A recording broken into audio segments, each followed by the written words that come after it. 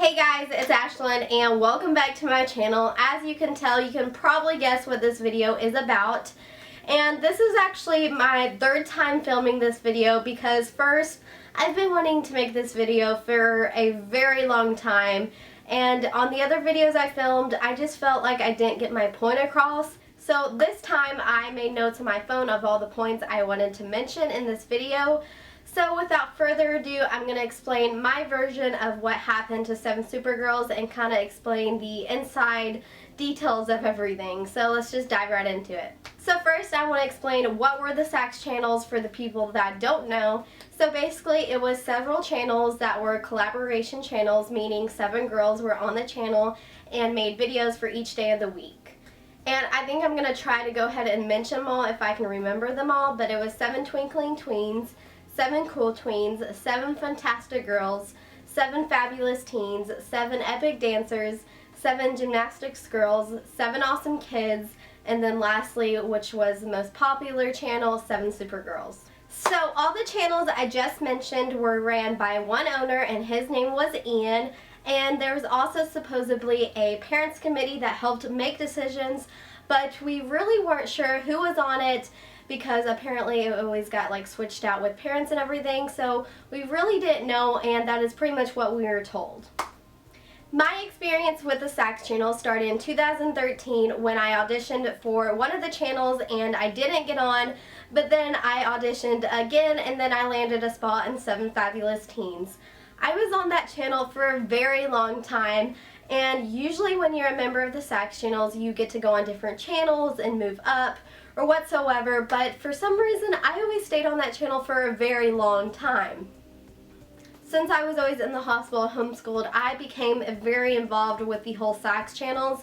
It was pretty much my life. All I did was wrote scripts and I edited, and I was very involved with the whole Sax channels itself. I would always edit videos for people that needed their videos edited or helped with scripts that weren't even mine. So yes, I was very involved, and then I eventually got moved up to 7 Perfect Angels and then to the top channel, 7Supergirls. So now let's move on and kind of dive into the details and tell you guys why exactly it ended. So usually 7Supergirls, along with a few other top channels such as 7 Gymnastics Girls and 7 Awesome Kids and 7 Perfect Angels, would be allowed to go on these trips to film together or to do meet and greets. And these trips were such a huge deal to us because that is where we all got to bond and have fun and stay in hotels and travel. And to us girls, it was literally like the best time of our lives. I mean, we get to meet up and like see each other face to face, and I personally had so many friends on those trips and I like adored every time I saw them. So I personally was on every single trip except 2, whether I was behind the scenes helping or whether I was in front of the camera. Like I said before, these trips were such a big deal to us and everybody could not wait to go. And so on this last trip, which was in Florida, it was just kind of odd. It was just horrible, honestly. Like, it's taken me some time to even be able to film this video because it went from being something so good to so terrible in like a day, if that makes sense. So pretty much when we were there, they had been filming and I actually flew in late because I couldn't do gymnastics videos because I was still recovering from my lung transplant, but I finally got there and we filmed a day. And then the next day an accusation was made and I could not believe myself. I was right in the middle of everything actually, and I won't say any details or anything like that. But I was actually one of the very first people to find out what happened, and when I heard what happened I automatically thought that is wrong, like we need to do something about this. So from that point forward an accusation was made, and then we went and told the police. A police report was made, and we actually told Disney police at first and they really didn't take us seriously. So then the next morning we woke up and there was cops everywhere in the hotel. Like, I mean everywhere, and we legit could not go anywhere, like leave our hall without being serrated by a cop asking questions or us being interviewed, and it was just horrible. We didn't know what was going on at that time and everybody was just going crazy. and us kids, I mean, we're talking about like 13-year-old, 14-year-olds being interviewed by police, and to me that is like so scary. I was an adult and I was like, oh my gosh, like this is serious. It's just like so hard to talk about, like, honestly. And honestly, all I remember is majority of the time everyone just being in disbelief. I legit saw my boss get arrested in front of me in the hotel, and that is so weird because that was my life. Like, these videos and 7SuperGirls and all the channels were my life. It's what I did. I didn't go to school. I didn't do anything else. These videos were my life. So I was just so sad, and I think everybody just wanted to go home to their family. So I personally just was so sad, and everybody else was too, and everybody just wanted to go home to their family that day. But we all had to do interviews with the police of if we knew anything, if he ever asked us to do anything like that. So yeah, it was just a very, very hectic day. If you want to know exactly what happened, then just go Google it. Honestly, I'll kind of put it right here, but basically our director did something inappropriate and was not right. So that is what led to all of this. And I also want to be like 100% truthful that day. I thought me and the other 7SuperGirls were close, but unfortunately they decided to go have dinner without me and do a new channel without me.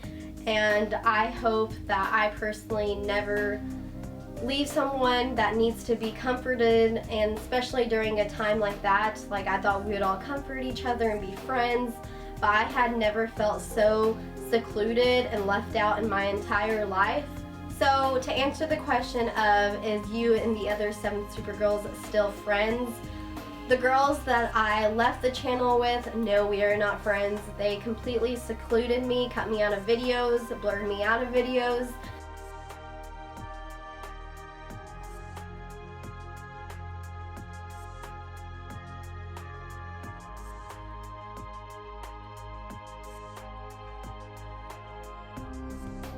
Don't want to be friends with people who don't want to be friends with me. That makes sense. That's not true friends, and that's just fake friends. And I'm really sad to say that, honestly, because I really thought those girls had good hearts, and I'm not saying they don't completely. I just think in that situation I was treated not how I would want to be treated, or how I would treat anyone else, if that makes sense. So yeah, that's some little tea for you guys. This is like such a hard thing to talk about because it was such a proud thing that I talked about, and for it to end this way is just very disheartening, I guess. But I'm gonna try to stay on track and go back to my notes on my phone of what I wanted to talk about. The next thing I want to talk about is the rules that we had on the channels, because a lot of people ask what were the rules. And looking back at the rules, I do think they're weird. Usually Ian would say, oh, it's for the sponsor, you have to do this, you have to do that, it's all for the sponsor. But looking back, in my personal opinion, I feel like no sponsor would actually ask for these things to be done.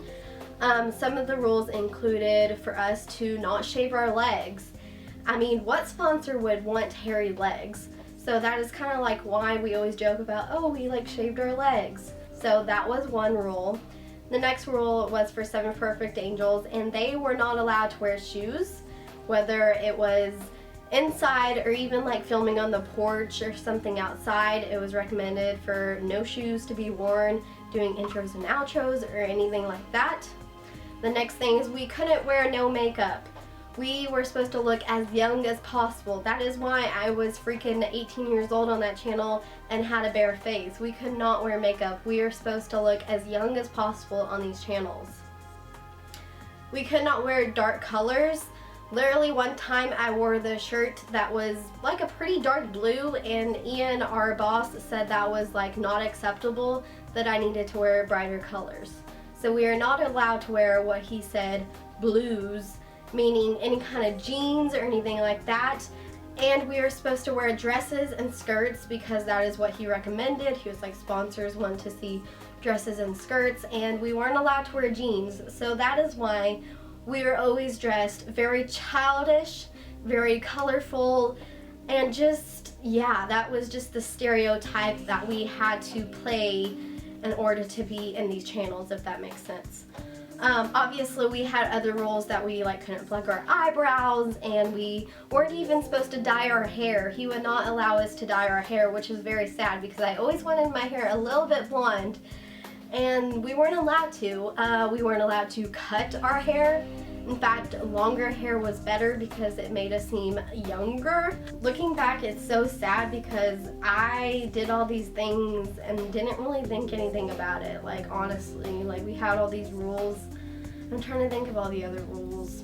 The next rule that I remember is we were not allowed to post on our personal channels, which really stunk because we obviously wanted to grow our own channels, and that is why I think he didn't want us to post on our own channels, because he didn't want us to like get fame or get our own personal channels like going with subscribers or whatever. So I definitely think he was selfish and just wanted, you know, the certain channels to grow, if that makes sense.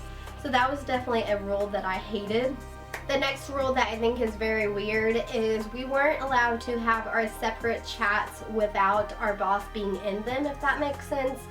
So let's say I had two friends that I just really kicked it off with and I wanted to talk like alone with.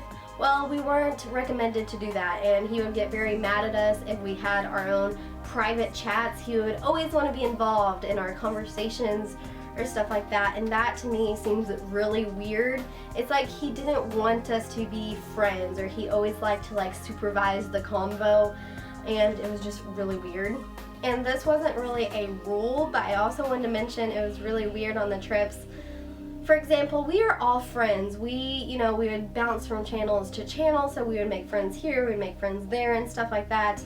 And it was very weird the one time we went on a trip with 7 Perfect Angels and 7SuperGirls, because literally our boss wanted us to be enemies, if that makes sense. It was like, oh, well, you know, 7SuperGirls better watch out because 7 Perfect Angels are doing really good and blah, blah, blah.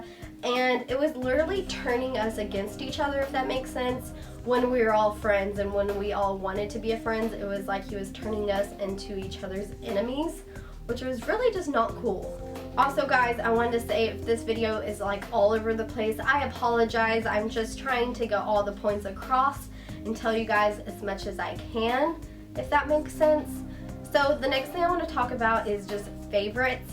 Obviously, Ian definitely had his favorites. I was one of his favorites like early on when I was on 7 Fabulous Teens, but he would get on people and I believe he would like boost their views and like he would always raise them to the top channels, if that makes sense. Like, for example, not that I'm like think I'm the greatest or anything, but I was on 7 Fabulous Teens for what, like 4 years, and I like made awesome videos. I put all my effort into it, and literally like these newbies would get like on these channels and then get on higher channels before me, and I totally thought it was totally unfair. I mean, I would spend days crying of like, oh, how did she get on the channels before me and stuff.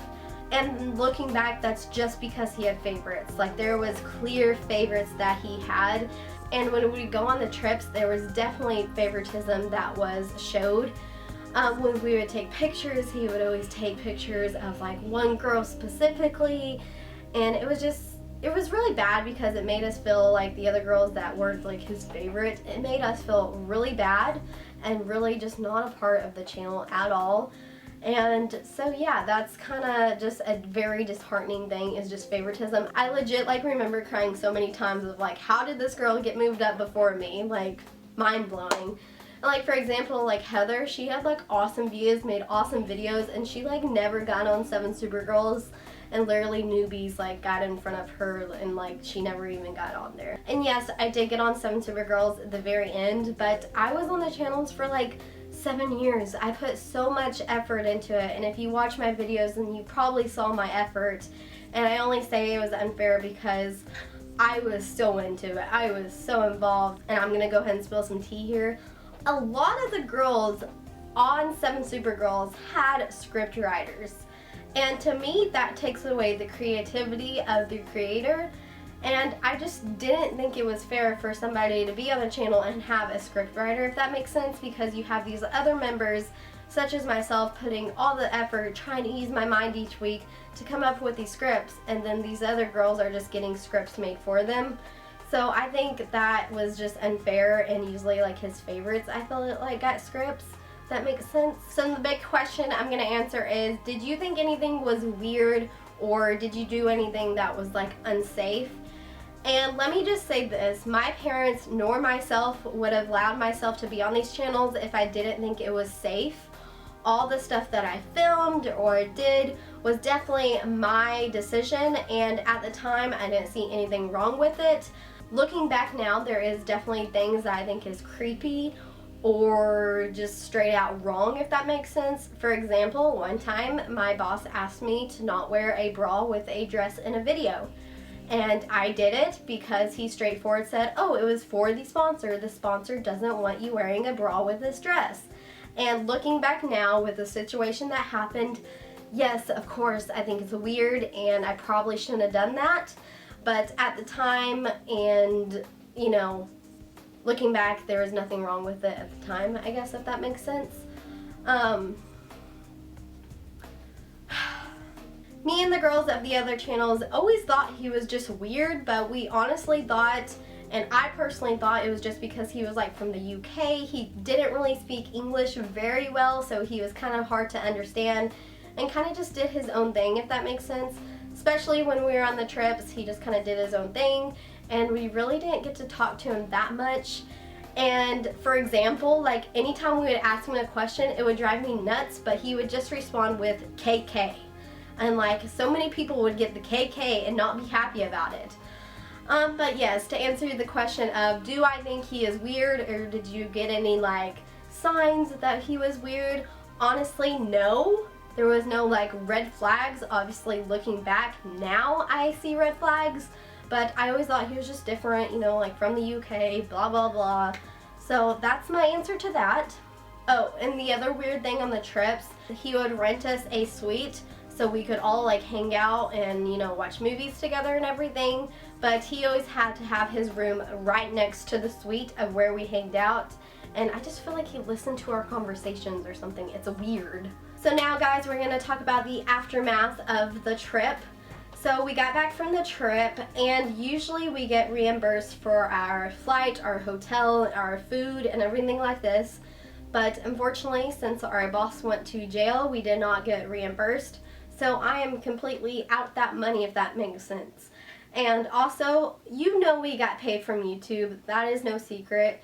We did not get paid. Our boss did not pay us. YouTube shut down the channel, so we did not get our money that was ours from our videos, if that makes sense. So yeah, our boss pretty much owes us our reimbursement of the trip, which was a lot of money. I mean, a flight, the hotel, and everything, that's a lot of money, especially for me and my situation. In conclusion with everything, I am honestly just so sad that the channels were shut down, because like I said, it was my life. And it's kind of weird explaining like the past to people I know of, oh, I was on this channel. And most importantly, I was really excited to show my videos to my kids one day, and I'm not going to be able to do that. Thankfully, I do have all my videos saved on my hard drive, and that is why I kind of pop a video on this channel here and there.